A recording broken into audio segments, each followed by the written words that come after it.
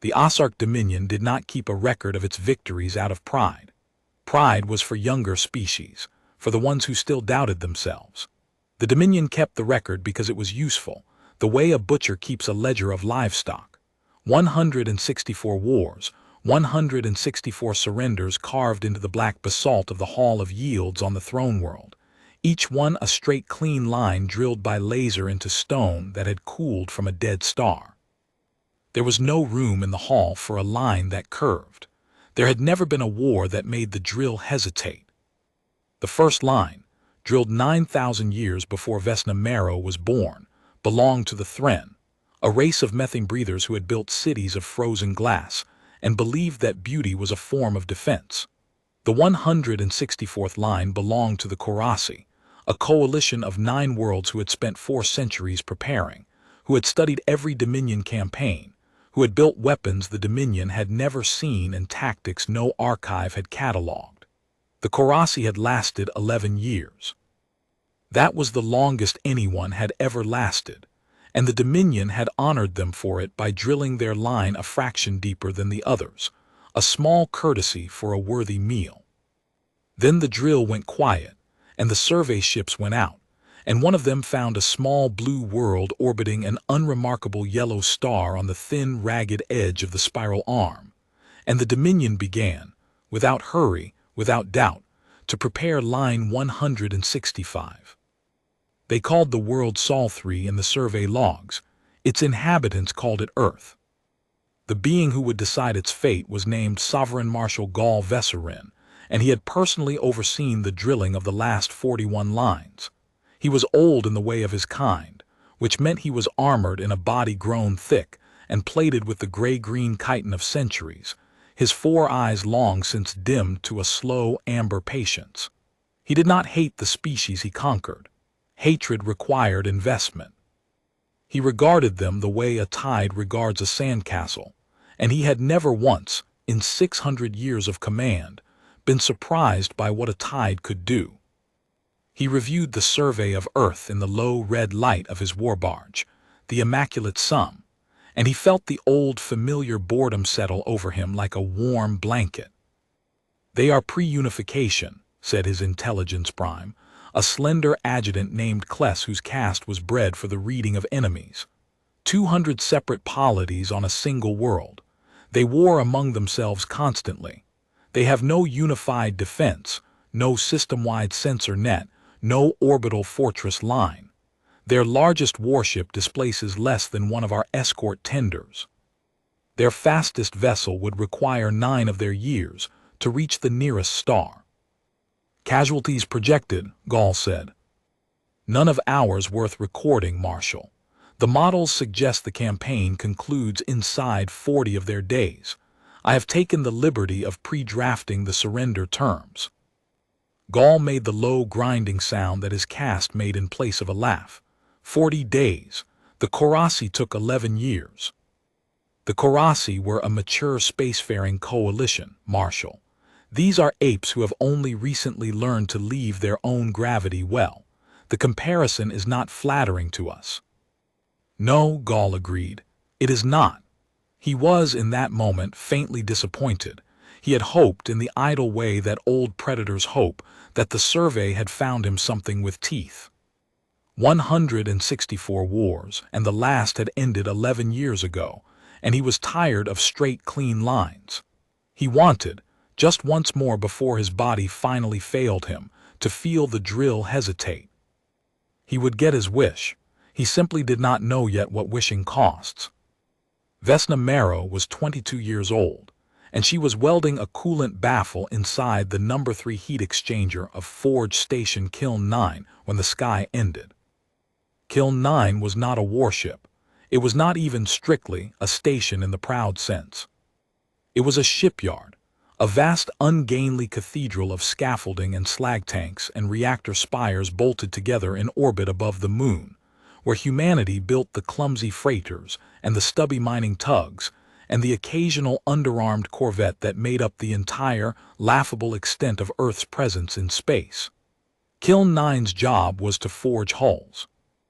It had 6 dry dock cradles, 4 fusion furnaces the size of city blocks, and a crew of 9,000 welders, machinists, fabricators, and forge techs who wore scorched coveralls and drank terrible coffee and thought of themselves, when they thought of it at all, as builders rather than soldiers. Vesna was one of them. She had grown up in the residential drum of Kiln 9, the daughter of a furnace master and a plating engineer, and she had learned to weld before she had learned to properly walk in gravity. She was small and quick, and had burns on both forearms in the shape of the mistakes she'd made learning her trade. She was good at her job, better than good, though she'd have flushed to hear anyone say it. And she had exactly one ambition in her narrow, soot-stained life, which was to someday be named forge master of a furnace of her own, and to run it so cleanly that no plate that left her cradle ever failed a soul who trusted their life to it. She was not thinking about any of that when the sky ended. She was thinking about the baffle which was fighting her, its weld line wanting to warp under the heat, and she had her torch dialed low, and her whole attention narrowed to the small blue star of the arc when the station-wide alarm went off, not the fire alarm, not the pressure alarm, but the one nobody had ever heard used, the deep 3-tone dirge that meant collision, meant something is here that should not be here. She killed the torch. She hauled herself out of the exchanger and along the maintenance crawl to the nearest viewport, and she got there in time to see the fleet come out of the dark. There was no describing it, and later she would try, for years, and always fail. The Dominion did not arrive the way ships arrive. It arrived the way weather arrives, the way a mountain range would arrive if a mountain range could move, an unfolding of geometry against the stars, hull after hull sliding out of the deep black in ranks that went past the edge of the viewport and kept going, each vessel a splinter of night with running lights the color of old blood. Vesna had spent her whole life around big things. Kiln 9 was 3 kilometers across. The nearest Dominion cruiser to the station made Kiln 9 look like a rivet. Someone behind her was praying. Someone else was on the comm, voice climbing toward a register that was no longer language. Vesna Marrow stood at the viewport with her welding hood pushed back and her burnt forearms braced on the cold rail, and she watched the whole future of her species arrange itself in the sky, and the thing she felt was not, at first, fear. It was a builder's instinct, a fabricator's reflex, the same cold assessing eye she turned on a warped plate. She looked at the impossible fleet, and one trader thought surfaced through the terror. That's a lot of hull, she thought. Somebody had to build all that, which means somebody could take it apart. She did not know it yet, but that thought, that one small builder's insolence in the face of the end of the world, was the crack that would eventually run all the way to the base of an empire 9,000 years tall. The demand came 6 hours later, broadcast on every human frequency at once, in every human language, translated with a fluency that was its own kind of threat. The Ossarch Dominion, it said, extended to the people of Earth the recognition of the defeated. This was the Dominion's word for surrender, and there was no other kind of peace on offer. Earth would deliver up its industry, its orbital assets, its population census, and its unconditional obedience within 40 of its own days. In exchange, Earth would be permitted to continue existing as a productive holding of the Dominion, its people reduced to what the translation rendered as sustained labor stock.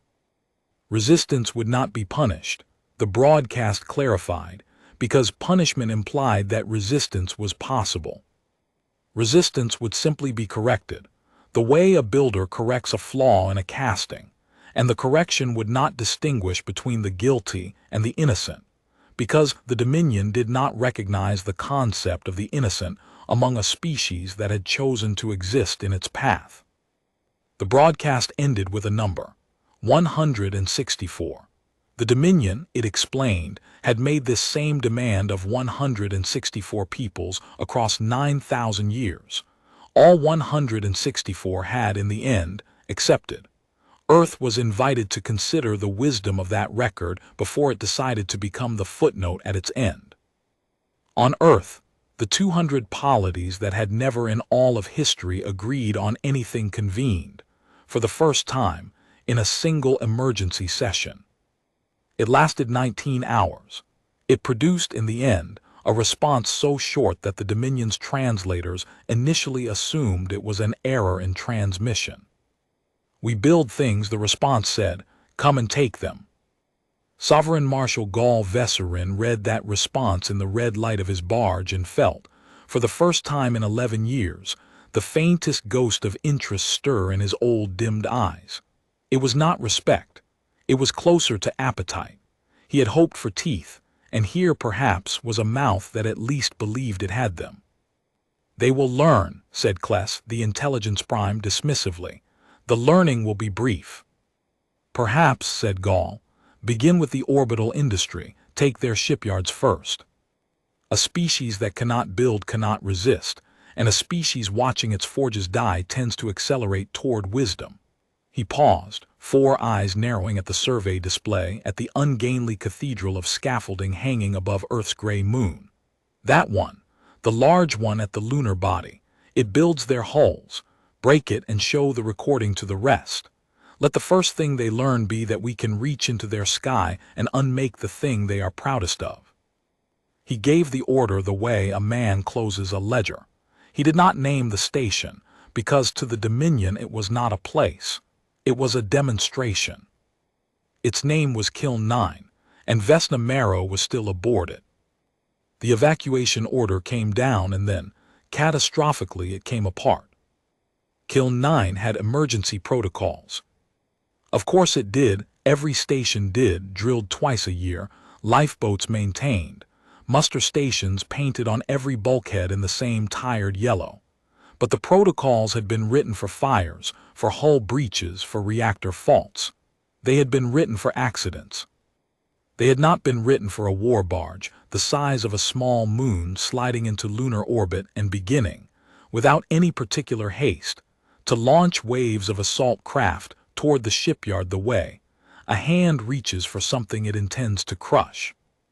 The first strike didn't even come from the barge. It came from a picket cruiser, one of the splinters of night, and it fired a single lance of coherent energy across 900 kilometers of vacuum, and it took off Kiln 9's entire No. 6 drydock cradle and the 400 people working in it in less time than it takes to gasp. The station shuddered. Alarms that had already been screaming found new octaves. And the calm, drilled, twice-a-year evacuation dissolved in an instant into 9,000 human beings, all trying to reach 400 lifeboats at once. Vesna was thrown off her feet by the impact. She came up with a split lip and a ringing skull, and a slice of the situation laid open in front of her with terrible clarity. The muster station nearest her was already a crush of bodies, the lifeboats in that ring already launching half-empty because the crowd control had failed, and the great slow bulk of the enemy filling the viewport with no urgency at all, because to the thing out there this was not a battle. It was housekeeping. She should have run for a boat. Everyone was running for a boat. And Vesna Marrow, 22 years old, welder, daughter of a furnace master, took 3 steps toward the muster station and then stopped, because through the chaos and over the alarm she had heard a specific sound, a sound she knew the way she knew her own heartbeat, the labored, failing groan of a fusion furnace losing containment. Furnace 4. The lance strike had cracked its magnetic bottle, and Furnace 4 sat directly against the residential drum, where she knew the shift rotation the way she knew her own name. 1,000 people who worked nights were only now waking to the alarms, 1,000 people between the failing furnace and the boats. If Furnace 4 let go, it would take the drum. It would take all of them. And there was exactly one person within reach who knew the manual override sequence to dump a furnace's containment safely, because she had watched her father do it in drills 100 times, because he had made her memorize it before he'd let her hold a torch. Vesna turned away from the lifeboats. She would think about that choice for the rest of her life, in the rare quiet moments the years afterward allowed her. She would never be able to explain it as courage, because it hadn't felt like courage. It had felt like the only correct weld in a warping plate, the single line that had to be laid or the whole casting failed. She was a builder. Builders did not run from a thing that could be fixed. Even when the sky was full of an empire that had never lost, even when every model in the Dominion's cold archive said this species would break in 40 days, Vesna Marrow ran toward the fire instead of away from it. And that was the shape of the thing the archive had never once managed to measure. She reached Furnace 4's control gallery as the containment groan climbed toward a shriek. She wiped the blood from her lip, flexed her scarred forearms, and began, with hands that did not shake because she would not let them, to work the override she had learned as a child from a man who built things and taught his daughter to do the same. Behind her, above her, all around the fragile human station, the undefeated empire of 164 wars began, unhurriedly, to take Earth's proudest forge apart. It did not know that it had just picked the one fight in 9,000 years that would teach it the meaning of the word it had never needed. Again. The override sequence had 11 steps, and Vesna performed the first 9 before the boarders came. She did not hear them arrive so much as feel the change in the station's voice. A war station that is being evacuated has a particular acoustic panic to it, the boats launching, the alarms, the running feet. What Vesna heard cut through all of that was a new sound, a wet percussive thud repeated in fast rhythm somewhere aft, and then the abrupt silence of an alarm being cut off at its source, and then the screaming. The Dominion had not simply meant to destroy Kiln 9 from orbit. Sovereign Marshal Gall Vesserin had ordered a demonstration, and a demonstration required an audience, and an audience of empty wreckage taught no one anything. So the barge had sent down its assault casts to walk the corridors of the human forge, and make of it a lesson that Earth would watch and understand. Vesserin's ground casts were called Sethium. They were not the plated, patient shape of the Marshal.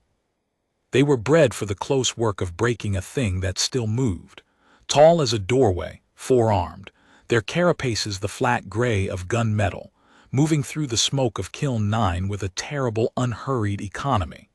They had done this on 164 worlds. They knew the rhythm of a panicking prey species the way a farmer knows the rhythm of a scythe. Vesna finished the 10th step of the override with the screaming getting closer, and on the 11th step her hands did, finally, want to shake, and she pinned them flat to the console and made them finish. Furnace 4's containment dumped safely, a controlled venting of the plasma into the station's slag tanks instead of into the residential drum, and the shriek climbing toward catastrophe fell away into a long descending groan of a disaster that would not now happen. 1,000 people in the drum would live to reach the boats. She had perhaps 4 seconds to feel anything about that before a Sethium came through the gallery hatch. It filled the doorway. Its 4 eyes found her, small and blood-lipped and unarmed at the console, and it did the thing that would haunt her. It did not hurry. It regarded her the way a man regards a bug he has already decided to step on, with no urgency because there was no possibility she was anything but already dead. That was the Dominion's whole doctrine in a single gesture. You are already conquered. You simply have not been informed. Vesna Marrow, who had never held a weapon, who had spent her entire life building instead of breaking, looked at the 4-armed nightmare coming through the hatch, and did the only thing a builder could do. She reached out and slapped the emergency purge on the slag tank she had just filled with the vented plasma of Furnace 4, and she vented it, all of it, out through the maintenance conduit that ran directly behind the gallery hatch, directly behind the Sethium. The corridor became a river of starfire. The Sethium, bred for 164 worlds of breaking things that could be broken, had never once been on a world where the prey knew the plumbing better than the predator. It did not have time to be surprised. It simply ceased, along with a section of Kiln 9's aft corridor, in a flash that Vesna felt through the deck plates and the soles of her boots. She stood in the sudden silence, breathing hard, her ears ringing, and she looked at the scorched conduit and understood something that would take the rest of humanity 40 days and 100,000 deaths to fully learn. They came here to break the thing we build, she thought, but the thing we build is a weapon they don't know how to read. Then she ran, because she was still one unarmed welder on a dying station, and being right about the war did not make her bulletproof. The recording of Kiln 9's destruction did reach Earth, exactly as Sovereign Marshal Gall Vesserin had intended, but it did not carry the lesson he had scripted. He had wanted Earth to watch its proudest forge die. Earth watched, instead, a grainy suit camera feed, recovered from a lifeboat, played on every screen on the planet within the hour, of a small woman in a scorched welding rig venting a furnace into a corridor, and turning one of the Dominion's invincible groundcasts into a smear of carbon. The Dominion had 164 wars in its ledger, and had never once considered that the demonstration might demonstrate the wrong thing. Vesna Marrow did not know she had become a symbol. She was, at that hour, crammed into a lifeboat with 19 strangers, being flung down toward Earth on a ballistic arc, while the great cathedral of Kiln 9 came apart behind her in the black. She watched it die through the tiny port. She watched the furnaces she had grown up beside gutter out one by one, watched the drydock cradles she had learned her trade in fold and tier, watched the residential drum, where the 1,000 night-shift workers she'd saved were even now reaching their own boats, hang intact amid the ruin, the one part of the station the enemy hadn't gotten to before humanity got its people out. She did not cry. She would later for years at unexpected moments. But in the lifeboat she did the thing she always did with grief, which was to turn it into a problem.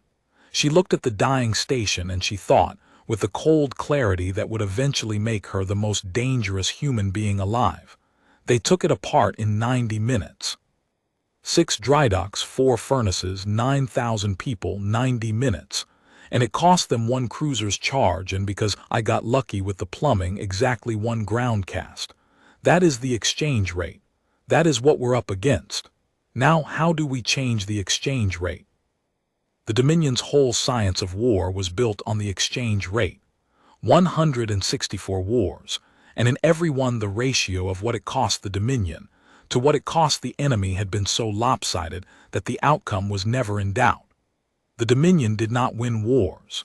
It performed arithmetic, and the arithmetic always came out the same, because no species had ever found the term in the equation that the Dominion had left out. Vesna Marrow, 22 years old, welder looking at her dead station through a lifeboat port, had just found the term. She did not have the words for it yet, but she had the shape of it, the way a builder feels the shape of a casting before the metal is poured. The term was this: the Dominion's arithmetic assumed that the thing you build is separate from the thing that fights, that the forge and the sword are different objects, and that if you break the forge, the sword can never come. It had been true for 164 wars. It had been true because the Dominion had only ever fought species that thought of building and fighting as different trades, done by different castes, in different places. It had never fought a species where the welder was the weapon, where the same hands that laid the hull could, if you cornered them, vent the furnace into the corridor, where breaking the forge did not disarm the people, it armed them, because now every one of them had nothing left to do but turn the tools of building toward the work of breaking, and they were very, very good with tools. The Dominion had come to Earth to destroy its capacity to make war by destroying its industry. It did not understand that for humans, the industry was not the capacity for war. The people were. And you could not lance the people out of orbit, because there were 11 billion of them, and every single one of them had, somewhere in the long, brutal history of their species, learned the one lesson the Dominion had never had to teach itself, because the Dominion had always won: how to keep building after everything you built has burned. The 40 days the Dominion had allotted became 60, then 90, and Sovereign Marshal Gall Vesserin began, slowly, to feel the drill hesitate. It started small, The orbital campaign should have been trivial. Earth's few warships were destroyed in the first week, exactly as the models predicted, their crews dying with a stubbornness the Dominion noted and dismissed. The shipyards were gutted, kill 9 first and then the others, one by one, each destruction recorded and broadcast, each broadcast intended to accelerate Earth toward the wisdom of surrender. And Earth did not accelerate toward surrender. Earth did something the models had no category for. Earth dispersed. It took every fabrication line that could be moved and it moved it, underground, undersea, into the deep cold vaults beneath its polar ice, into 10,000 hidden forges scattered across a whole planet, each one small, each one insignificant, each one impossible to find and pointless to destroy. The Dominion could lance a shipyard out of orbit. It could not lance a machine shop hidden under a mountain, not without grinding an entire planet's crust to slag, and grinding the planet to slag defeated the entire purpose, which was to acquire a productive holding, not a cinder. The Dominion's whole doctrine of orbital supremacy assumed that industry was big and centralized and visible, because on every world it had ever conquered, it had been. Humanity took its industry and made it small and scattered and invisible, and it did this in 90 days, coordinating the largest and fastest industrial dispersal in the history of the species across 200 polities that had spent all of history refusing to cooperate. And the reason 200 polities suddenly cooperated was a recording of a welder and a furnace and a corridor full of star fire, played 10 billion times. That had taught a whole world in a single evening that the enemy could be killed, and that the killing would be done not by soldiers, of whom Earth had few, but by builders, of whom Earth had an ocean. They are not surrendering, Kless reported, and for the first time there was something in the intelligence prime's voice that was not contempt. Marshal. They are not even asking for terms. Our estimate of their industrial capacity is it was wrong. We measured their shipyards. We did not measure their, Kless paused, searching the archive for a word that 9,000 years of conquest had never required. Their redundancy. Every human knows how to make things. Every one. It is not a caste. It is the whole species. We have been trying to disarm a swordsmith by breaking his forge, and the swordsmith is 11 billion strong, and each of them is also a forge. Gall Vesserin listened to this in the red light of the immaculate sum, and he felt the thing he had wished for come true, and he found that the reality of it was colder and older and far more frightening than the wish had been. He had wanted the drill to hesitate. He had wanted teeth, and now, 90 days into a 40-day war, he understood that he had not found teeth. He had found something the Dominion's entire 9,000-year edifice had been built to never encounter. An enemy that got stronger the more of it you destroyed. Every forge he broke taught the humans to build a forge he couldn't find. Every worker he killed made a martyr on 10 billion screens. The exchange rate, the sacred, invariant exchange rate that had won 164 wars, was moving. Slowly. But it was moving, and it was moving the wrong way. Escalate, Gall said, because it was the only word the doctrine had for a war that would not resolve. Full ground occupation. We will not disarm them from orbit. We will take the surface city by city, and we will teach them the lesson at close range. He turned his 4 dimming eyes to the survey display, to the blue world that would not break. And find me the one in the recording, the small one, the welder. A symbol can be made. It can also be unmade. Bring me the face they have decided to believe in, and I will show them what believing costs. He did not yet understand that he had just made his second mistake, larger than the first. He had come to Earth expecting a sandcastle. He had found, instead, a species that treated every atrocity as an engineering problem and every symbol as a load-bearing member. And the more he leaned on that member, the harder he pushed against the small welder and the world that had chosen to believe in her, the more of the Empire's terrible weight came to rest on a single point. The Dominion had won 164 wars by finding the place where the enemy would break and breaking it. It had never once fought an enemy who had no such place. It was about to learn that a species with no breaking point does not lose slowly. It holds and holds and holds, and then it decides all at once to stop losing at all. Down on the blue world, in a dispersed forge hidden beneath a mountain in a range that predated the Dominion by an age, a small woman with burns on both forearms was learning to build something new. Not hulls, not baffles. She had watched the exchange rate. She had done the arithmetic, and she had started, with the same cold builder's patience she had once turned on a warping plate, to design the thing that would change it. The mountain was called Tharn Reach, and inside it, 3 kilometers deep, humanity had built a forge that the Dominion would spend the rest of the war trying and failing to find. It had begun as a mining complex, then a fallout shelter, then, in the 90 desperate days since Kiln 9 died, one of the 10,000 dispersed nodes of the thing the survivors had started, half in defiance and half in dark humor, to call the Star Forge. Not a single facility, a network. 10,000 hidden shops across a whole planet, each one making a piece of a thing no single shop understood. The whole design existing nowhere but in the encrypted courier drives that ran between them on foot and by tunnel and by fishing boat. Because the Dominion controlled the sky and the sea lanes and the air. And the one thing it could not control was a species that had spent 200,000 years learning to move things quietly across a hostile landscape. Vesna Marrow had come to Tharn Reach because someone had recognized her. She had not asked to be a symbol.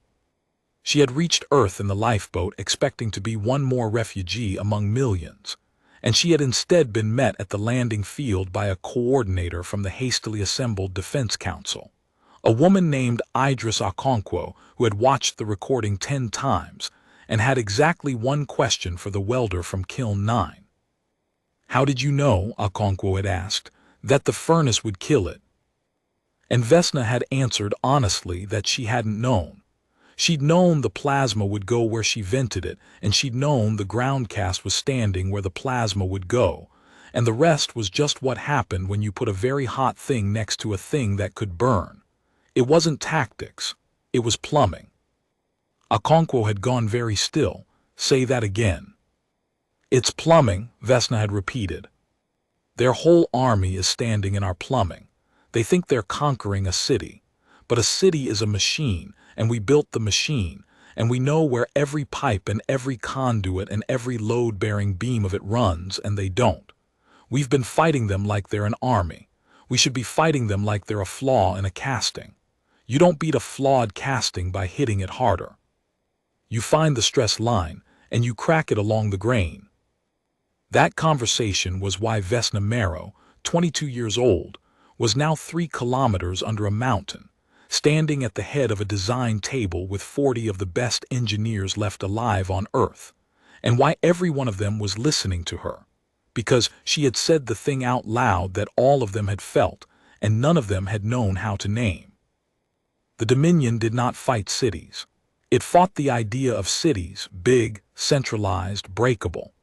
But every human structure the Dominion occupied had been built by humans, which meant it had a grain, a stress geometry, a hidden logic of load and flow that its makers understood in their bones, and its conquerors could not read at all. The Dominion walked its casts into human buildings and human tunnels and human streets the way you'd walk into a language you couldn't speak, confident and loud, and utterly deaf to the meaning all around them. And Vesna's insight, the one that would reshape the whole war, was that you did not need to outgun an enemy who was standing, blind, inside a machine you had built and he had not. You needed to make the machine hostile.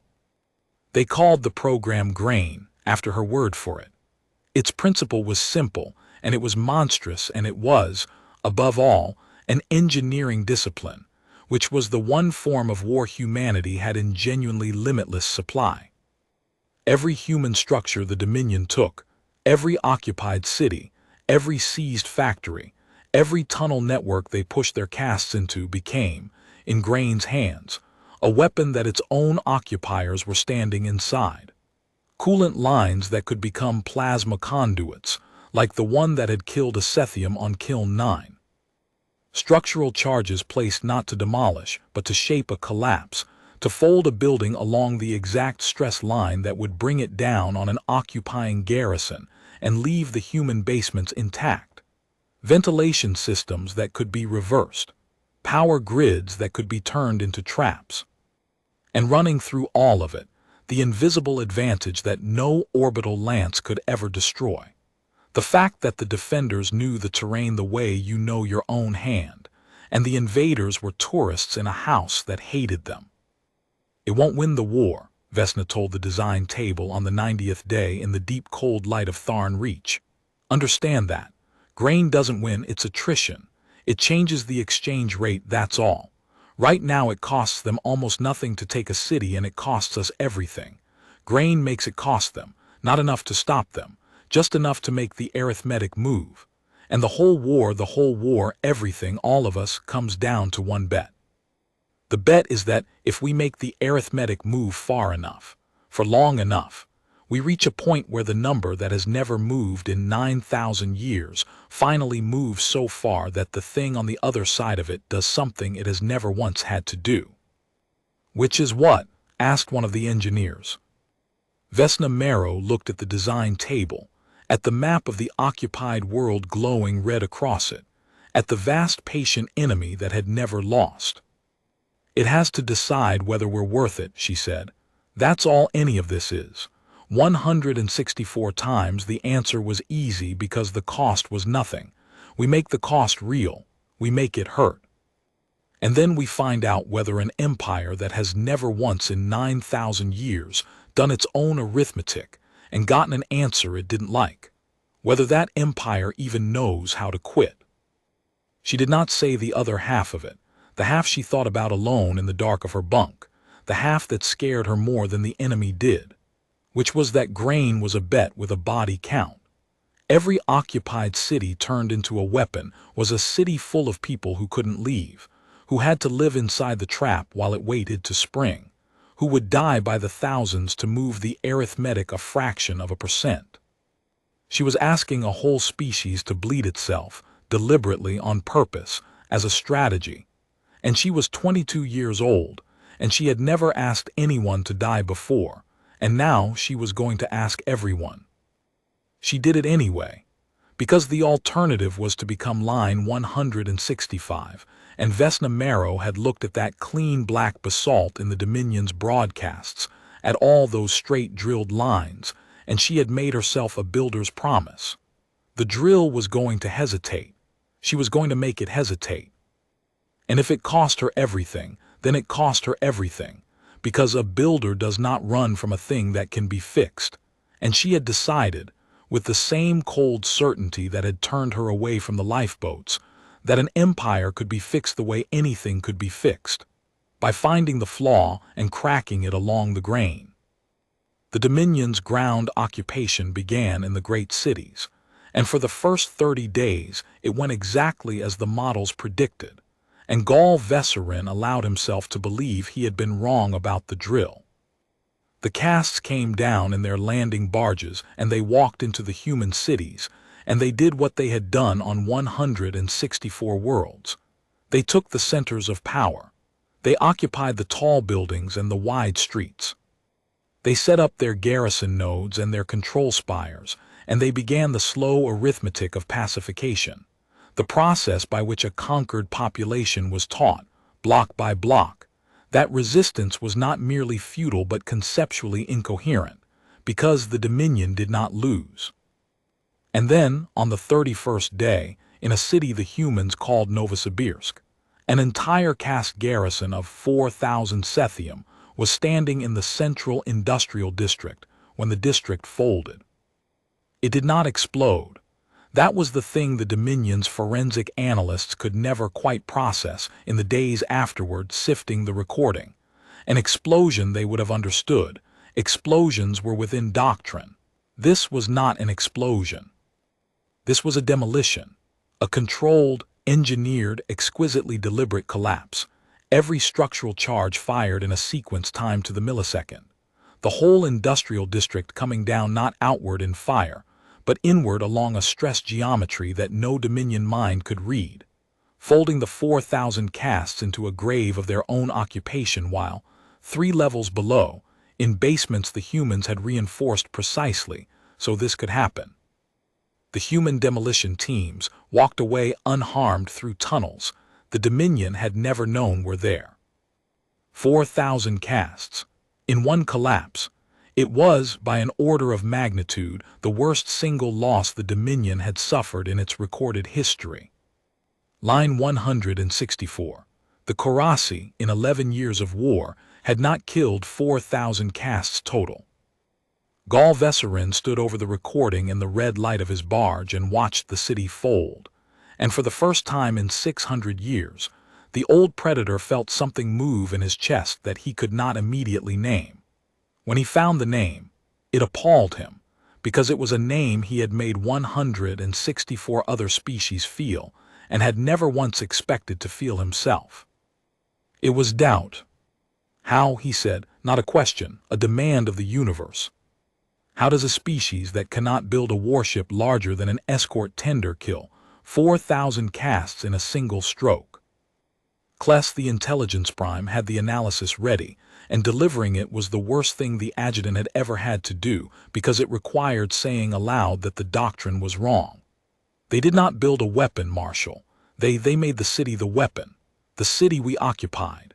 They engineered its collapse before we ever arrived. Every human structure we take, we now must assume, has been prepared. We are not occupying their world. We are standing inside a trap the size of a planet, and we do not have the schematics. They built it, they read it. We only walk through it, and it kills us on a schedule we cannot see. There was a long silence in the red light. The exchange rate, Gall said at last, and his voice had gone very quiet. Moving, Marshal, faster now. Novosibirsk alone moved it more than the entire orbital campaign. And there are, Marshal, there are thousands of their cities, if each one is a Novosibirsk. Then we cannot occupy their world, Gall finished, without spending our army into that world's foundations, one folded city at a time. He turned from the recording. He looked for a long moment at nothing at all, and the 4 dimming eyes that had watched 164 people surrender were, for the first time, doing arithmetic that did not come out the way it was supposed to. Find me the welder, he said finally. The small one, everything comes back to her. The recording that turned their world. The word they use for their program, I am told it is her word. She is the load-bearing member. Find her and bring the whole thing down. He did not understand yet that he had just described, in perfect ignorance, the exact mistake that would end his empire. He was looking for the one point where the human structure would fail if he broke it. He had spent his whole life finding that point, in 164 other structures, and every one of them had had such a point, because they had all been built by minds that thought like his. But Vesna Marrow had not built humanity's resistance the way an empire builds. She had built it the way a welder builds, with redundancy, with distributed load, with the deep grim knowledge that any single member can fail and the structure must hold anyway. There was no load-bearing member. There was no one point that broken brought it down. She had made sure of it, 3 kilometers under a mountain on the 90th day, when she had told 40 engineers that grain didn't need a leader, it needed a grain, and a grain runs through the whole stone. The Dominion was hunting for a keystone in a structure that had been engineered, deliberately, by a young woman who understood load, to have no keystone at all. And every day it spent hunting, the cities folded, and the arithmetic moved, and 164 straight lines waited in the black basalt for a 165th that was, for the first time in 9,000 years, refusing to be drilled. The folding of Novosibirsk changed the war, but it did not change it the way a single victory changes a war. It changed it the way a proof changes a field of mathematics. Before Novosibirsk, grain had been Vesna Marrow's theory, argued at a design table under a mountain, believed by 40 engineers and doubted by everyone else who was tired and grieving, and certain that theories did not stop an empire that had never lost. After Novosibirsk, grain was a fact, and facts spread through a desperate species faster than any order could. The dispersed forges of the Starforge stopped waiting for the design couriers to reach them. They began improvising, each hidden shop reading its own local terrain, each one finding the grain in its own city, its own mountain, its own drowned harbor. A team in the flooded ruins of what had been a coastal megacity learned to fold buildings underwater, collapsing occupied towers into the tidal channels, so that the castes garrisoning them drowned in their own armor before they understood the sea had been weaponized. A network beneath a desert city learned to reverse the whole thermal architecture of an occupied district, to turn the cooling systems the castes depended on into ovens, and to do it slowly, over hours, so that by the time the garrison understood the air itself had become the enemy, the humans were already 3 tunnels away. Every city was different. That was the point. That was the thing the Dominion could never solve. There was no single trap to disarm, no doctrine to counter, no schematic to capture, because there was no schematic. There were 10,000 cities and 10,000 grains, and a whole species that had spent its history learning, on 1,000 battlefields against itself, that the land you know is worth an army you don't have. Vesna moved between the forges when she could, on foot and by tunnel and by the same quiet human network that carried the couriers, and everywhere she went she found her own word had gotten there before her. Grain. They said it like a prayer and like a curse and like a promise. She hated it, a little the way she had hated becoming a symbol, because a symbol could not weld, and welding was the only thing she had ever wanted to be good at. But she had learned by then that the war did not care what she wanted. It cared what she could build, and the largest thing she was building was not a trap or a weapon. It was a faith, the faith that the arithmetic could be moved, that an empire could be forced to read its own answer, that a species with no fleet and no fortress and no chance could win the one war that had never been winnable by refusing, block by folded block, to lose it. She paid for that faith in a currency she had never wanted to spend. Every folded city was a city full of people who could not leave, the demolition teams in the reinforced basements, yes, but also the ones who stayed above to make the garrison believe the district was still docile, the ones who walked the occupied streets as bait so the castes would gather in the killing geometry, the ones who died to move the number. Vesna knew their count. She made herself know it. She had a book, an actual paper book because paper could not be intercepted, and in it she wrote the names of the dead of every folded city that reported back to her, in her own hand, because she had decided under Tharn Reach that if she was going to ask a species to bleed itself as a strategy, she would at least be the one who carried the ledger. The Dominion kept its record in black basalt drilled by laser, 164 clean straight lines. Vesna Marrow kept hers in a water-stained notebook in a small, careful hand, and hers was longer and hers was heavier, and she carried it everywhere, and she never once let herself look away from it, because a builder does not look away from the cost of the thing she builds. Gall Vesserin, in the red light of the Immaculate Sum, began to keep a record too. This was itself unprecedented. Marshals did not record the losses of a war. The archive recorded the victory at its end, and the losses along the way were nothing, were arithmetic, were the small change of empire. But Gall had begun, without quite deciding to track the folded cities and the vanishing guns, and the castes who came back from the surface changed, and the exchange rate that would not stop moving. He told himself it was analysis. It was closer to obsession.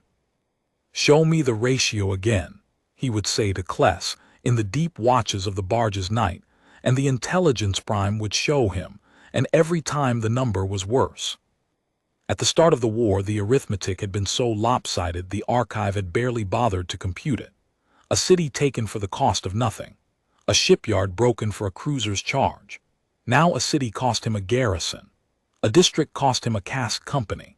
and every loss was recorded on 10 billion human screens and rebroadcast to the tributary worlds by relays the Dominion could not entirely silence, because silencing them meant admitting there was something to silence.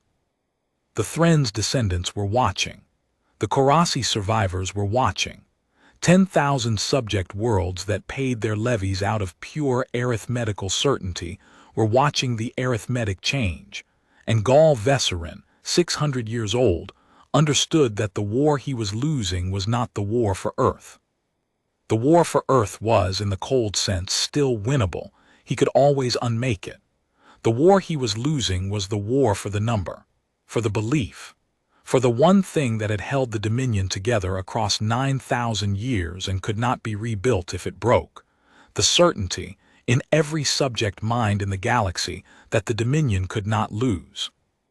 They understand our foundation better than our own archive does, he said one night to no one, to the red light. We built an empire on a number, and they have made the number their battlefield, and they do not care how many of themselves they spend to move it, because they know what I know and my own castes do not, that the number is the only thing that matters, and that a single moved digit is worth 1,000 of their dead and 1,000 of mine. He was quiet a long time. The welder is not fighting a war. She is writing a proof, and the proof is nearly complete, and I am the theorem it disproves. Kless said nothing. There was nothing in 9,000 years of doctrine to say. The war ground into its second year, and the arithmetic kept moving, and the Dominion began, for the first time in its history, to lose. Not quickly. Not in the way the humans, exhausted and bleeding and burying their dead in numbers that no counting could hold, would have called losing. The Dominion still held the sky. It still held 100 cities. It still killed when it could reach them in ratios that would have ended any of its previous wars in a week. But the ratio was no longer the ratio. Novosibirsk had been the first folded city. It was not the last. It became a doctrine, then a discipline, then a whole grim art. Human engineers refined grain, past anything Vesna had first sketched under Tharn Reach. They learned to fold cities the enemy had occupied for months, buildings the castes believed they had made safe. They learned to poison the sky itself, to turn the Dominion's own dropships against them, seeding the landing corridors with debris fields and rail-flung slag from 1,000 hidden guns that appeared, fired once, and vanished into the human ground before the orbital lances could find them. And the Dominion, which had never in 9,000 years needed to learn anything, began to learn fear. It was slow to recognize the emotion because it had no doctrine for it, no caste bred to feel it, no word in its archive that fit. The castes going down to the surface began to move differently. The unhurried economy that had terrified Vesna on Kiln 9 was gone. Now they moved fast and jumpy, and they avoided the tall buildings and the wide streets and the industrial districts, which meant they had ceded the human terrain, which meant they no longer occupied Earth so much as clung to it. In fortified nodes surrounded by a hostile machine, they had never learned to read. Sovereign Marshal Gaul Vesserin watched his invincible army learn to be afraid, and he understood, with the terrible clarity of a very old mind that has finally met a thing it cannot dismiss, that he was going to have to make a choice no marshal before him had ever faced. The doctrine said, escalate. The doctrine always said escalate. There was one final escalation available to him, one weapon the Dominion held in reserve for enemies who could not be broken any other way, and in 9,000 years it had been used exactly twice, and both times it had ended not a war but a species. It was called the Unmaking. It was an orbital strike, but not the kind that lanced a shipyard.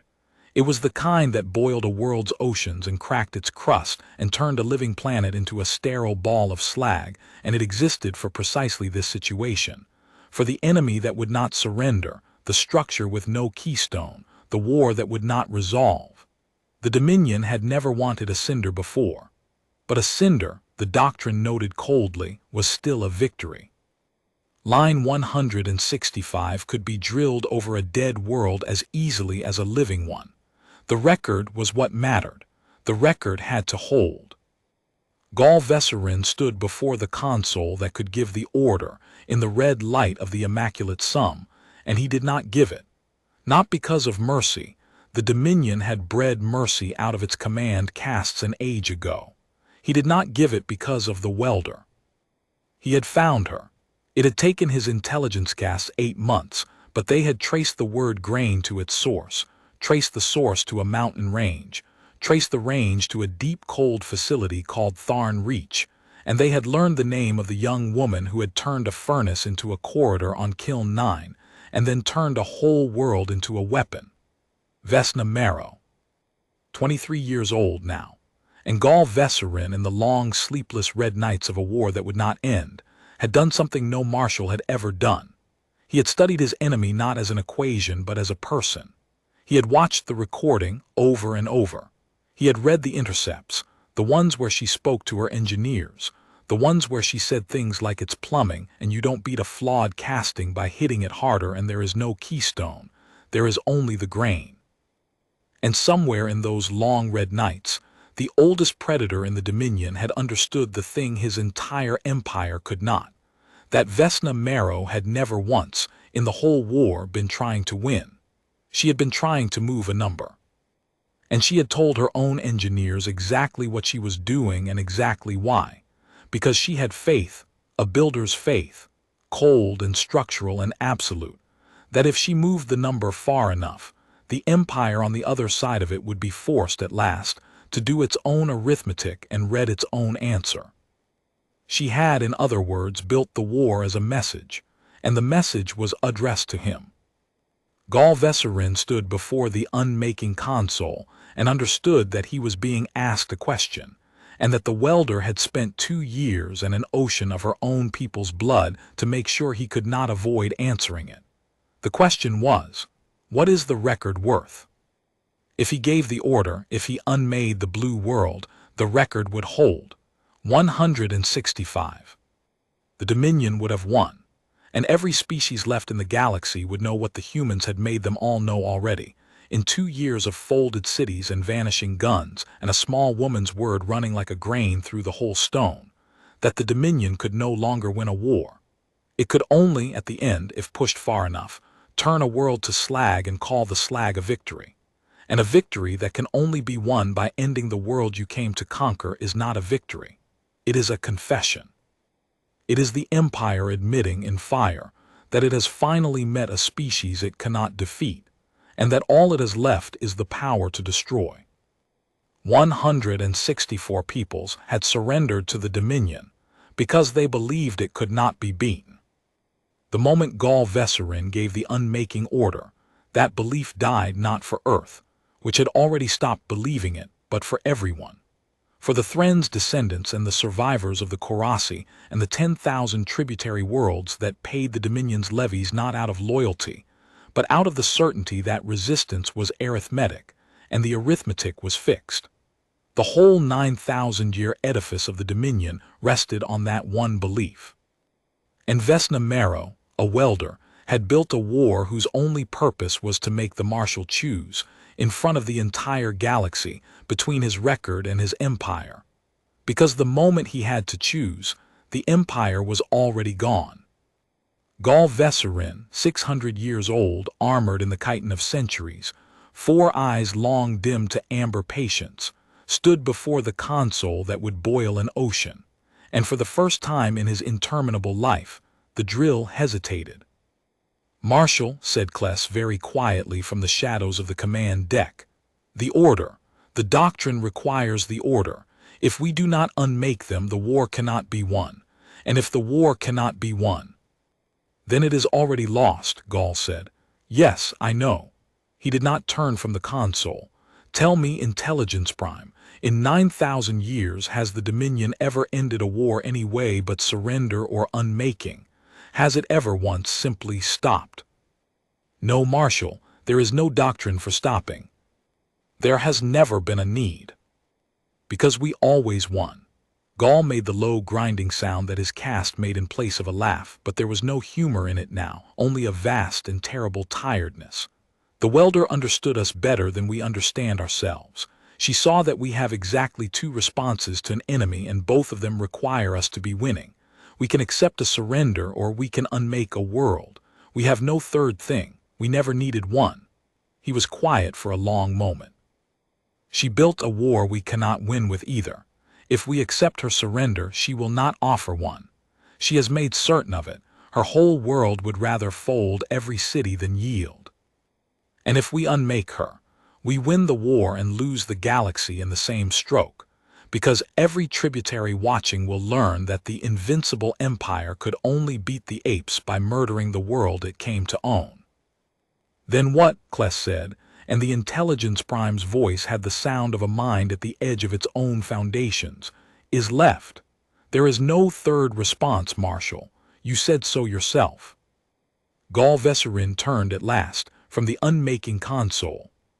He looked at his adjutant, and past the adjutant, at the red-lit command deck of the barge that had overseen 41 lines drilled in black basalt, and he made the choice that no marshal in 9,000 years had ever had the chance to make, because no marshal had ever fought an enemy who left him the third thing as the only thing. We invent one, he said. There was one battle in the long second year that the Dominion's own castes would later speak of in the low tones reserved for things that should not have happened, and it was the battle that finally convinced Gall Vesserin that the humans could not be occupied, only endured or ended. It happened at a place the humans called the Anvil, not a city but a valley, a long deep glacial trough in a northern range where one of the largest of the dispersed forges had been built, deep enough that the Dominion's orbital sensors could not read it, important enough that the intelligence castes had finally, after a year of hunting, located it. It was, they believed, a keystone. It was, they believed, one of the nodes where the design couriers converged, where the templates for grain were refined and distributed, and Gall had authorized a full ground assault to take it intact, to capture the schematics and the engineers, and if the fortune of war allowed, the welder herself. He sent 11,000 castes into the Anvil. It was the largest single ground operation of the war, and it was built on the one assumption the Dominion had never learned to abandon, that if you found the enemy's forge and took it, you disarmed the enemy. The castes came down the length of the valley in the gray dawn, a river of gunmetal filling the glacial trough from wall to wall, and the humans did not fold the valley on them, because you cannot fold a valley. A valley is not a building. It has no engineered stress line. It is only rock and ice and the long patience of geology. But the humans had spent a year reading the Anvil's grain the way they read a city's, and the grain of a glacial valley is water. It is the meltwater held in 10,000 fractures in the ice, and the tension in the hanging glaciers on the valley walls, and the frozen lake dammed at the head of the trough by a wall of ice that had held for 10,000 years and would hold for 10,000 more, unless something taught it not to. The humans had spent the year teaching it. They had drilled the charges not into the forge, which was empty, a decoy the intelligence gas had been allowed to find, but into the ice, into the hanging glaciers and the dam at the valley's head, and they had waited, patient as the geology itself, for the Dominion to walk 11,000 castes into the bottom of a glacial trough, because the doctrine said the forge was a keystone, and the keystone had to be taken. When the river of castes reached the middle of the valley, the humans cracked the ice along the grain. The hanging glaciers came off the walls first, on both sides at once, 100 million tons of ice folding down into the trough, and while the castes were still processing that impossibility, the dam at the head of the valley let go, and 10,000 years of held meltwater came down the length of the Anvil in a wall taller than a Dominion cruiser. And the 11,000 castes who had come to capture a keystone were instead swept the length of the valley and buried under the ice and the flood, and the long patience of a world that had been reading their doctrine for a year, and had built its answer out of gravity and water and time. There was no forge to capture. There had never been a forge. There was only the grain, and the humans had known it, and the Dominion had walked into it because it could not imagine an enemy that would use a whole glacier as a weapon and consider the arithmetic favorable. 11,000 casts. In one morning, the anvil moved the exchange rate further than any single event of the war, and it did something worse than move a number, something the recording of it did to every tributary world that saw it. It made the Dominion look, for the first time in 9,000 years, not invincible but slow. Not a tide but an old animal, blundering into a trap a child could have seen, because its whole mind was built for enemies who fought in the open, and could not conceive of an enemy who fought with the land itself. Vesna Marrow was not at the anvil. She heard of it 3 days later, in a tunnel under Tharn Reach, from a courier who had run 400 kilometers to bring the count. 11,000 of theirs. And of ours, the courier said, and gave her the human number. And it was not small, because someone had to stay in the valley to make the casts believe the forge was real. Someone had to be the bait at the bottom of the trough, and they had known when they volunteered that the flood would not distinguish between the guilty and the innocent any more than the Dominion's corrections did. Vesna took out her water-stained notebook, and she wrote the names the courier had carried 400 kilometers so that she could write them, and when she was done she sat for a long time in the cold with the book open on her knees, and she did not weep, because she had learned by then that weeping was a thing she could only afford alone, at night, in the rare quiet the war allowed. Instead, she did the thing she always did with grief. She turned it into a problem. She looked at the two numbers, theirs and ours, 11,000 and the human count, and she did the arithmetic one more time, the arithmetic she had been doing since a lifeboat port 2 years before, and she saw that the exchange rate had moved so far now that it had nearly reached the place she had been building toward since the beginning. The place where the empire on the other side of the number would finally have to choose. Almost, she said to the cold, to the open book, to the 100 million dead she carried in her small, careful hand. Almost. Hold the line a little longer. We're almost there. She did not mean a line on a map. There was no line on a map. The Dominion held the sky and 100 cities, and the whole grim upper hand of a war it was nonetheless losing. She meant the other line, the line of faith, the line that ran through 10,000 forges and 11 billion people and one water-stained notebook, the line that said we do not break, we do not yield. We fold every city and flood every valley and spend every name in this book before we let the drill touch the basalt. That was the line no one had believed could hold. That was the line the Dominion had assumed, in 164 wars, would always, eventually, break, because it always had. It did not break. Vesna Marrow held it, and 11 billion people held it with her, and they held it not because they were braver than the Thren or the Korasi or any of the 164, but because a welder had taught them the one thing the Dominion's whole doctrine could not survive, that the line did not need heroes. It needed load-bearing across the whole span, distributed, redundant, no keystone, no single point that broke it. A line built the way you build a hull that a life will depend on, so that any member can fail and the structure holds anyway. And 1,000 light-years away, in the red light of the immaculate sum, an old marshal looked at the recording of a glacier folding on 11,000 of his casts, and he understood that the choice he had been avoiding for 2 years had finally arrived, and that the welder had built the whole war to bring it to him, and that there was no longer any direction left to move except the one she had left open. The message came down to Tharn Reach on a Dominion frequency, unencrypted, addressed by name to Vesna Marrow, and it was not a demand for surrender. It was a request to meet. The Defense Council did not want her to go. Idris Okonkwo, who had recognized her on a landing field 2 years and 100 million deaths ago, argued for 6 hours against it, and every argument was correct. It was a trap. It was a decapitation. It was the Dominion, having failed to find a keystone, deciding to make one, to lure the symbol into the open and unmake her in front of the world she had turned, and prove at last that resistance was a thing that could be killed by killing the right person. Every argument was correct, and Vesna listened to all of them, and then she said the thing that ended the debate. "He didn't ask me to surrender," she said. "Think about that.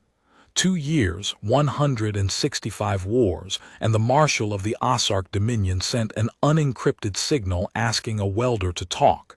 He's not luring me into the open. He's the one who came into the open. He's telling the whole galaxy on a frequency anyone can hear that he wants to speak to the human who broke his streak as an equal. Do you understand what that costs him? Do you understand what it means that he was willing to pay it?" She looked around the cold, deep room. "It means the arithmetic moved. It means we won the thing I was actually fighting for. Not the war. The war was never winnable.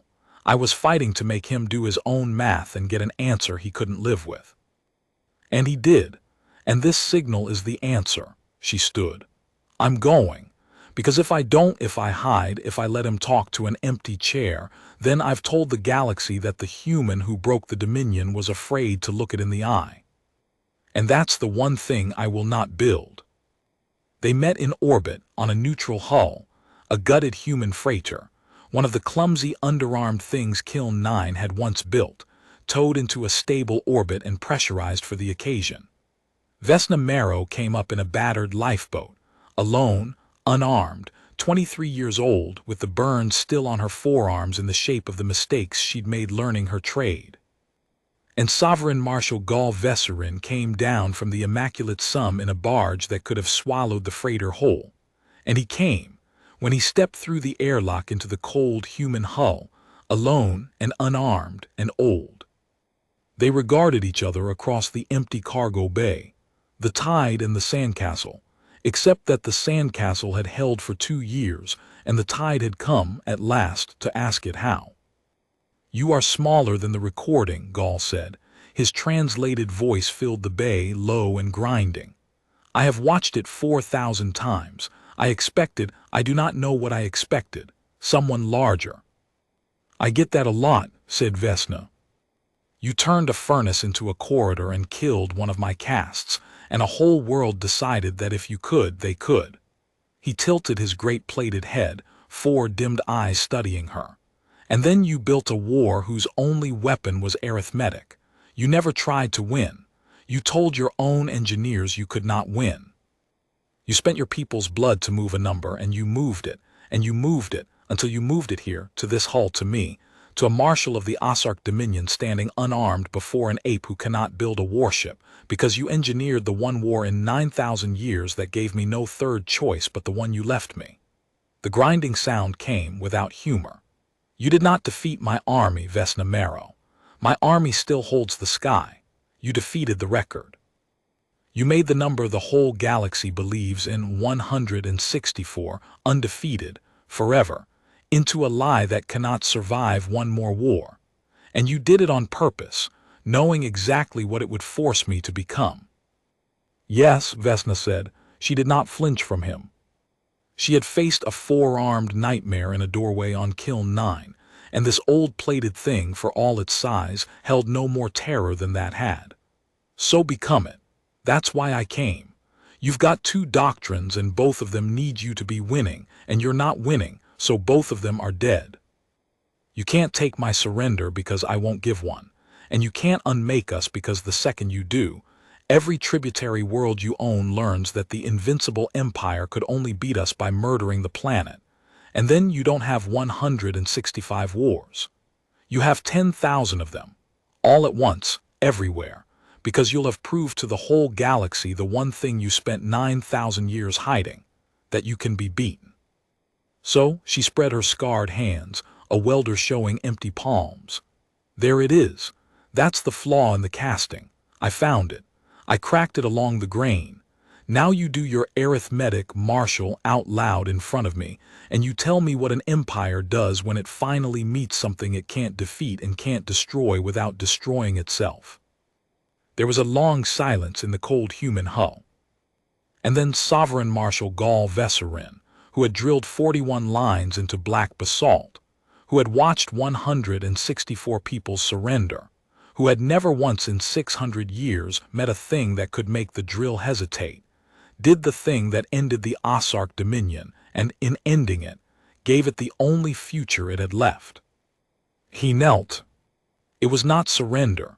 The Dominion had no concept of a marshal surrendering, and there was no one to surrender to, and Vesna had made certain there never would be. It was something the archive had no word for, something Gaul had to invent in the moment, the third thing he had told his adjutant they would have to create because the doctrine offered nothing else. He knelt, the vast plated bulk of him folding down until his 4 dimmed eyes were level with the eyes of a 23-year-old welder, and he said the word that no marshal of the Dominion had ever said in 9,000 years, the word the Empire had made 164 species learn, and had never once had to learn itself. Enough, he said. Not I surrender, not you win, enough. The war was over not because either side had triumphed, but because the oldest predator in the galaxy had finally been forced to do the one thing his entire civilization had been built to never do, to weigh the cost of a war and find it too high, and to stop, not because he was beaten, but because a builder had shown him that continuing would cost him the thing the war was for. There will be no line 165, Gaul said, still kneeling, his translated voice filling the cold hull. The Hall of Yields will end at 164, and the black basalt will hold one straight line that curves, the line that does not exist, the war that was fought and not won and not lost, the record broken not by a fleet but by a welder who understood us better than we ever understood ourselves. I will withdraw my casts from your world. I will carry this hull, this empty freighter your dead shipyard built, back to the throne world, and I will set it in the Hall of Yields where the 165th line should have been, so that every tributary and every subject and every young marshal bred to believe the number is eternal will stand before it and understand. The Dominion met a species it could not defeat, and the species did not conquer us in return. It simply refused to be conquered until we were forced to become something that could stop. That is your victory, Vesna Marrow, not that you beat us, that you made us learn the word we had spent 9,000 years teaching everyone else. Vesna Marrow looked at the kneeling marshal, and at the empty hull her dead station had built, and at the burns on her own forearms, and she found that she was, at last, weeping not from grief, though the grief was there, an ocean of it, 100 million dead and a station full of furnaces she'd grown up beside, but from the vast exhausted release of a builder who has laid the final weld in a casting that took 2 years and everything she had, and watched it hold. We build things, she said, which was what her whole world had said to the Dominion on the first day, the 19-hour answer that the enemy's translators had thought was an error. Come and take them, that's what we told you. She wiped her eyes with a scarred forearm.